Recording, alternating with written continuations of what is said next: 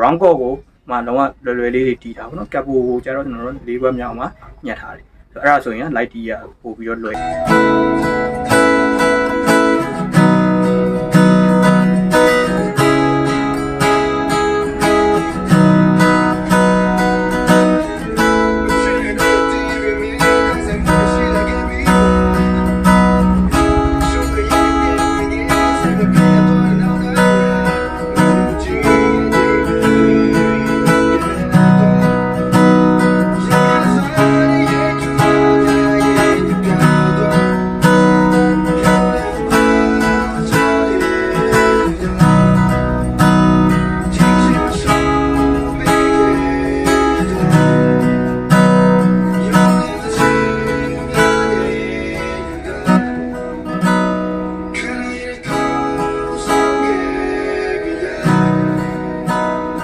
မင်္ဂလာပါမေဂီတာတင်နန်းနဲ့ပြန်လဲကြိုဆိုလိုက်ပါတယ်ဂီတာ tutorial လေးလည်းမလုပ်တာကြာပြီဆိုတော့ဒီတခြင်းပုတ်တစ်တင်ပေးမယ်ပေါ့နော် Zik ရဲ့ဘယ်တက်နိုင်မလဲဆိုတဲ့တခြင်းလေးပါ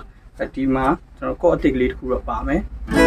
အဲ့ကော့လေးပေါ့နော် EF9 လို့ခေါ်တယ်အဲ့ကော့ကိုဘယ်လိုကင်မလဲဆိုရင်ကျွန်တော်တို့5ခွက်1 2 3 4 5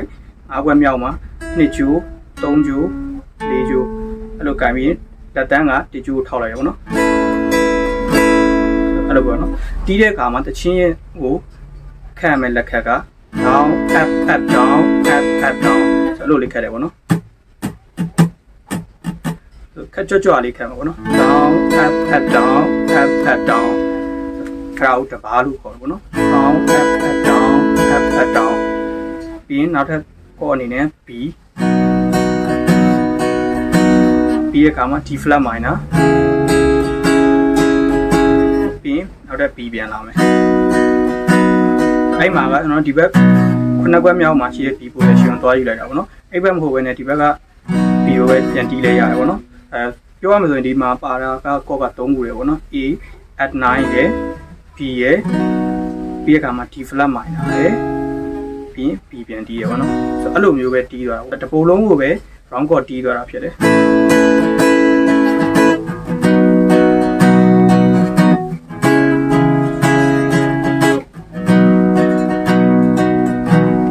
စတီမဲ့လူတွေအတွက်ကြတော့ဒီ position နည်းနည်းခက်တယ်ပေါ့နော်သူကလက်ကိုကျွန်တော်တို့5ခွက်မြောက်ကနေဒီဘက်ဒီပြန်ပြီးတော့ကူးနေရတာဖြစ်တဲ့အတွက်နည်းနည်းခက်ခဲရှိနိုင်တယ်အဲဒါကြောင့်ကျွန်တော်တို့အနေနဲ့လွယ်အောင်ကပ်ပိုကို၄ဘက်ထိသွားညှက်ပြီးတော့ F at 9ဖြစ်သွားမယ်ပေါ့နော် F at 9ကျတော့ဆောနာပုံစံမျိုးပဲ2 3 4တကြိုးပေါ့နော်ပြီးရင်ဒုတိယမြောက်ကော့ဒီ G ဖြစ်သွားမယ်ဆိုရင်ပို့ပြီးတော့လွယ်သွားပြီပေါ့နော်ပြီးရင် A minor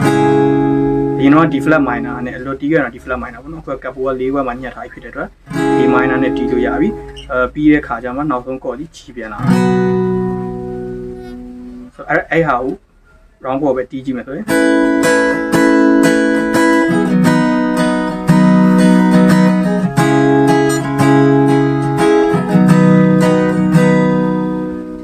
အားလုံးကျေးဇူးတင်ပါတယ်နောက်ဗီဒီယိုလေးမှာပြန်တွေ့ကြပါမယ်